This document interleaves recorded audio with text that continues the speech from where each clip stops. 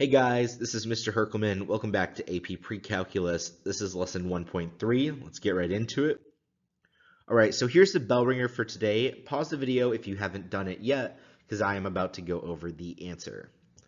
All right, so we have the figure that shows the graph of the function k in the xy plane with three labeled points. In which of the following orders is the rate of change at each point given from least to greatest? And so here at point A, this is going to be a positive rate of change, right? You're going up on the roller coaster. At point B, this is going to be a rate of change of 0. It even says that B is a maximum, which means that's going to be the peak. You're not going up or down, so that's going to be 0. And then C should be negative, and so if A is positive, B is 0, and C is negative, then C should be the least, then B, and then A. And so our correct answer should be D for the bell ringer. All right, so let's get into linear functions. So for any linear function, the average rate of change over any input value interval is constant. We often think of this as the slope of the line. So for example, let's take the line y equals 3x plus 3, right? So this is my best drawing of that as I can. So at y equals 3x plus 3, for every increase in 1, the y value will increase by 3, right? If we go over 1 to the right, we're going to go up 3. Now, it doesn't matter if we go from, let's say we go from 2 to 3, you're still going to be going over 1, up 3. Or if we look way, way, way up on the graph, and then you go from 1,000 to 1001, you're still going to be going over 1, up 3, wherever that may be on the line, right? And so this is the average rate of change over any input value interval is always going to be the same, right? It's always just going to be 3 no matter where you go. And so here, example 1, the table gives selected values for the function f of x. Find the first differences in the table above. And so what we want to do here is look at the jumps from one number to the next. We see that these are all equally spaced apart, which is good. That's our first check, is to make sure they're equally spaced apart. Otherwise, you really can't perform this. So they're good. 4 to 7 is plus 3. From 7 to 10, that jump is plus 3. And then from 10 to 13, that jump is also plus 3. And so those would be the first differences. So I would just say the first differences are plus 3 based on that table that we were given. And so this is the same table. This function, because our first differences are all the same, right? So these numbers are our first differences are all the same. This function would be a linear function. So we can see that in the table form, the average rates of change are constant, right? These are all the same. So all the same between equal length input value intervals. So it doesn't matter what numbers these are as long as they're spaced apart equally. And so that is kind of one prereq, you know how you have prereqs for this class. That's one prereq before finding the first differences or even the second differences that you will find later today. You always want to check and make sure it's equally spaced input value intervals. So yep, this plus 3 is the first difference because it's the first difference we find, right? 3 is the difference from 7 minus 4.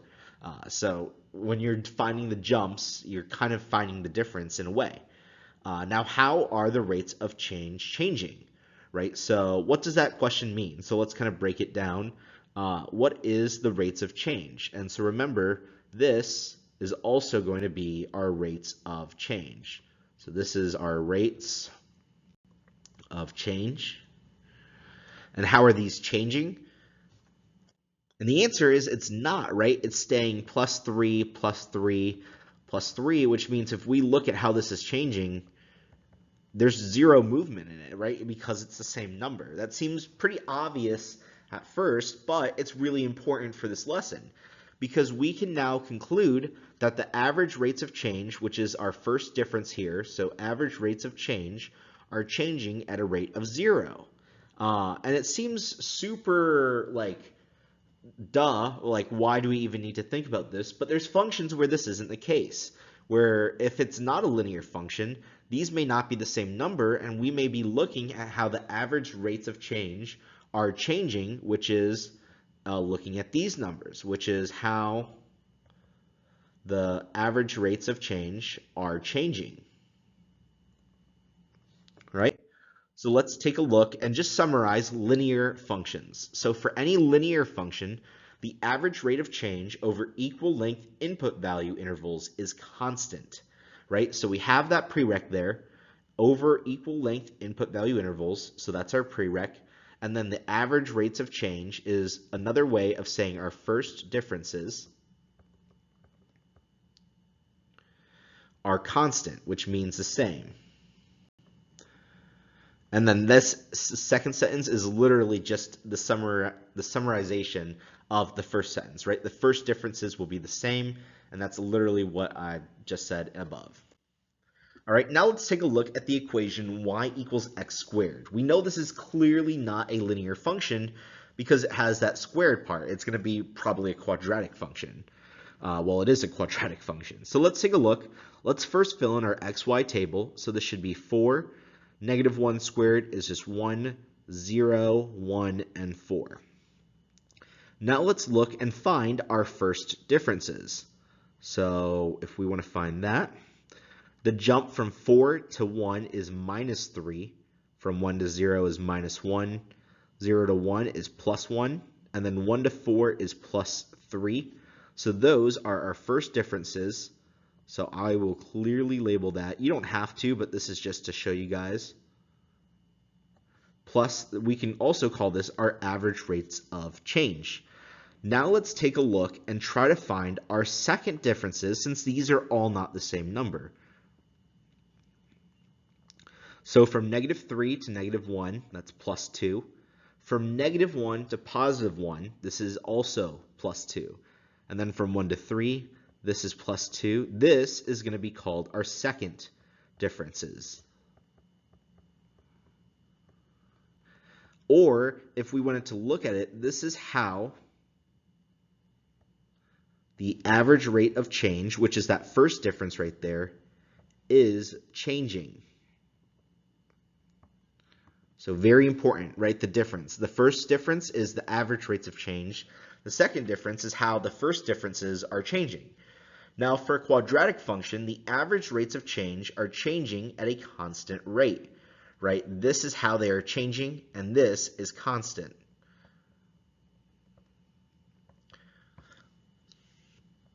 Oops, there should be an N there, right? So for the above problem, this second difference is plus 2, right? We see plus 2, plus 2, plus 2. They're all the same numbers. And so the average rates of change are changing at a constant rate. This is going to be key with quadratic functions. So any quadratic function will have this in common, right? You find the second differences, they will all be the same number. So just like we said, let's summarize that. For any quadratic function, the average rates of change over any input value interval, any equal length input value interval, so that's our prereq there, are changing at a constant rate, right? So what does this mean? This means that the second difference will always be the same because the second differences will be constant, and this, how the average rates of change are changing, is another word for second difference. So example 3, right? We'll start a little easy. Selected values of the various function are given in the table below. For each, determine if the function could be either linear, quadratic, or if the first or second differences are not the same, then it would be neither. So pause the video now because I'm about to go over these answers. All right, so for 3a, we look at the first jump, plus 10. The next jump, plus 10. And the final jump, plus 10. Our first differences are all the same, so this is going to be a linear equation, and we can kind of just stop there. The next one is from 0 to 1 plus 1, 1 to 4 plus 3, 4 to 9 plus 5. Our first differences are not the same, so we know it's not linear, right? So we can say not linear. Let's see if it's quadratic. So this is plus 2 and plus 2. These are the same, and so as long as you have 2, you can assume that you're good. So this should be a quadratic function. And then that should be linear, at least for this class, right? If you see plus 2 and both of those are the same, you can assume that if you continue that graph, it should be the same as well. All right, and then the final one, we have this is plus 2, this is plus 1, and then from 2 to 2 is plus 0. Taking a look here, from 2 to 1 is minus 1. And then from 1 to 0 is also minus 1. So we saw the first differences are not constant, right? So this is not linear, so not linear. But the second differences are constant, right? They are the same. They're both -1, and so this should be a quadratic function. All right. Now example 4. Why could this function not be linear? And this is a really good question. Let's take a look, right? So we see plus 5, and plus 5. And you see the first differences are constant, right? Are the same. So then think about, look at this function, and why could it not be linear? And I'm about to tell you the answer, but just think about it for a few seconds. The reason is because we didn't do our prereq. We didn't do like our prereq check, which is making sure that all of these are spaced apart, right? Plus 1, or just, we shouldn't even say plus 1. It should just be like a width of 1, so to see how far apart they are. So 1, 1. But then this is a width of 2, which we need all of these to be the same in order to be able to find our first differences, which means that this is not linear. All right, so make sure you're doing that prereq check before you do anything else with this lesson. All right, so example 5. This is going to be a free response question that the AP exam has seen before. There's about, like, I would say a 50% chance that you will see this question pop up on the AP exam. It was on last year's exam, so it could be on this year's exam as well. But there is a 100% chance that you will see this on your first quiz for sure, and then on your first test too. So based on the table, which of the following types best models this function? And there's two options. It's either linear or quadratic for now. So here, let's take a look. Well, the first thing we want to do is we want to do our prereq check, right? Make sure all of these are spaced apart.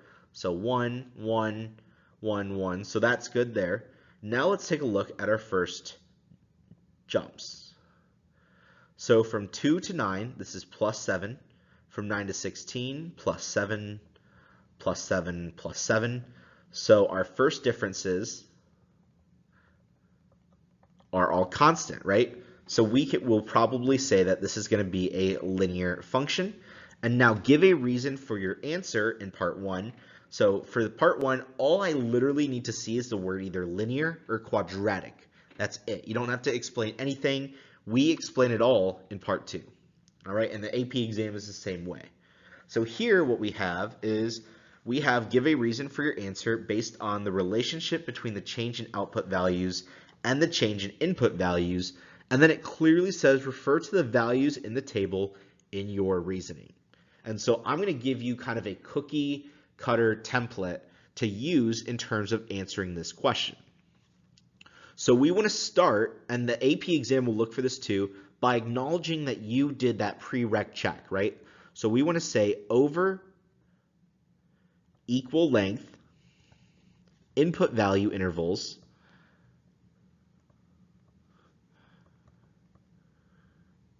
and that is a phrase that I would like almost commit to memory. It makes sense if you just think about the prereq, right? They're equal length input value intervals. So over equal length input value intervals, then the outputs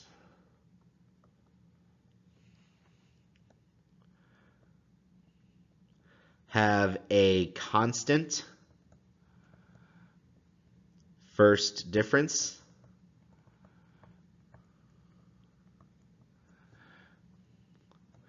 of +7. Or you could say the outputs change at a constant rate. The average rates of change are all the same. All three of those would be good. So I'm looking for three things here. The first thing that I'm looking for is that prereq check.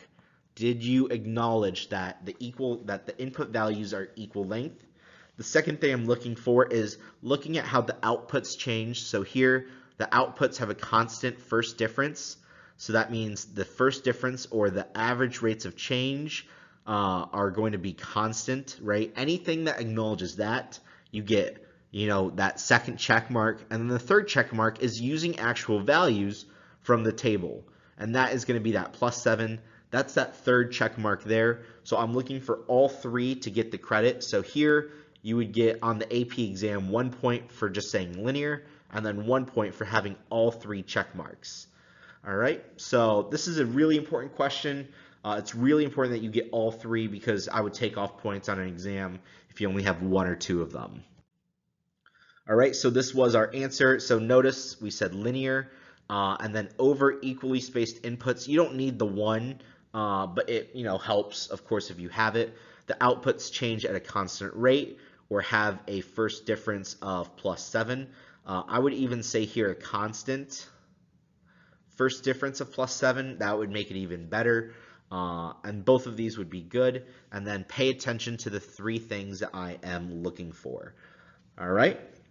So now try example 6 on your own, and I'm about to go over the answer. And so here, if we take a look at this, just in terms of being able to solve this, I'm going to draw this out right here for us. Yeah. So we have 6, 8, 10, 12, 14, and then you have 5, 5, 4, 2, -1. And so here it's +0. From 5 to 4, it's -1. From 4 to 2, it's -2. 2 to -1 is -3. And then this is -1, -1, -1. So the first differences are not constant, right? We see that right off the bat. The second differences are because they're all -1. And then remember to do your prereq check. Make sure these are all spaced apart. So in this example, they're spaced apart by 2. That's totally fine. They can be spaced apart by 1 billion for all it matters, as long as they're equally spaced. And so here, we're probably going to go with quadratic. Right? So that's all you need to do to get the points for part 1. Part 2, let's write out the full thing. So over equal length input value intervals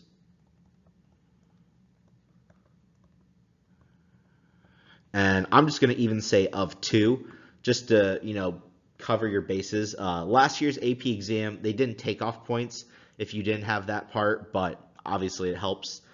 So over equal length input value intervals of 2, the output values have a constant second difference of -1. And I would say this would get full credit on my exam, on the AP exam. It just makes every single grader really happy by seeing this because 1, we acknowledge the equal length input value intervals. 2, we talked about how the output values have a constant second difference, right? That second difference is constant. Another way to say it is saying the average rates of change are changing at a constant rate. That's a little bit more wordy. It's confusing for a lot of students, so I think it's easier in terms of teaching it to just talk about the first or second difference. And then you give the specific number that we're looking for, right? That -1. That's what's key here. You really don't even need to reference the first differences if the equation is quadratic here, right? These numbers really don't help us, so no need to talk about those as well. So that's the answer to number 6. All right, so now the next and final thing on concavity is remember when we talked about concave up graphs have an increasing rate of change, right? The rate of change is increasing, and this is going to be the same case for tables as well. And so another thing that we talked about in lesson 1.1 was any concave down graph has a decreasing rate of change, right? The rate of change is decreasing for concave down graphs. This is going to be how we can determine concavity from a table. So let's take a look and just jump right into some examples. Here we have three functions. You could be asked on a test or a quiz to determine if something is concave up, concave down, or neither. And so what you want to do is you want to take a look at the average rate of change, right? At the average rate of change or the first difference. Now, in determining concavity, we are only concerned with the first difference. So here, do your prereq check, make sure all of these are equally spaced. They're all the same. So the first one is, which means the second and third one, the x values look good. Now let's take a look at the average rate of change or the first difference. So from 4 to 1, this is -3, this is -2, this is -1. So here we're going from -3 to -2 to -1 is our average rate of change. How is this changing, right? So our rates of change or average rates of change are increasing, right? They're getting bigger in terms of just numerical value. So here, because those are getting bigger, this is going to be a concave up graph. Let's take a look at these. Here you have this is +3, 4 to 7, +3, 7 to 10, +3. Here we're going from 3 to 3 to 3. This is going to be a linear function, right? It's a straight line. But here they're not changing. So they're not changing. So this is going to be neither. And the final one, we have 1 to 7. This is +6, 7 to 11, +4, 11 to 13, +2. Here we're going from 6 to 4 to 2. We are decreasing, right? Our average rate of change, or just our rate of change, is decreasing. Now this is going to represent a concave down graph, right? Because the rates of change are decreasing, which is always true with a concave down graph. And so that should be example 7. If you have any questions, please come see me in office hours, and I will see you guys later. Thanks.